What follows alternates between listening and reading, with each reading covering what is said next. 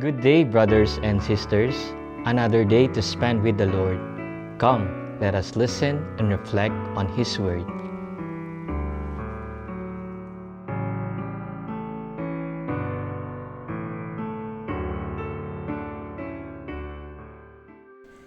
A reading from the Holy Gospel according to Saint Matthew. When Jesus heard of the death of John the Baptist, he withdrew in a boat to a deserted place by himself. The crowds heard of this and followed him on foot from their towns. When he disembarked and saw the vast crowd, his heart was moved with pity for them, and he cured their sick. When it was evening, the disciples approached him and said, "This is a deserted place, and it is already late. Dismiss the crowds so that they can go to the villages and buy food for themselves." He said to them, "There is no need for them to go away. Give them some food yourselves."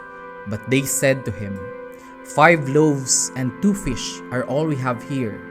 Then he said, "Bring them here to me." And he ordered the crowd to sit down on the grass. Taking the 5 loaves and the 2 fish, and looking up to heaven, he said the blessing, broke the loaves, and gave them to the disciples, who in turn gave them to the crowds. They all ate and were satisfied. And they picked up the fragments left over, 12 wicker baskets full. Those who ate were about 5,000 men, not counting women and children. The Gospel of the Lord. They all ate and were satisfied. The feeding of the people in the Old Testament illustrates God's concern for them. Moses fed the hungry Israelites in the desert in the book of Exodus chapter 16. Elisha satisfied 100 men with 20 barley loaves according to the second book of Kings chapter 4 verses 42 to 44.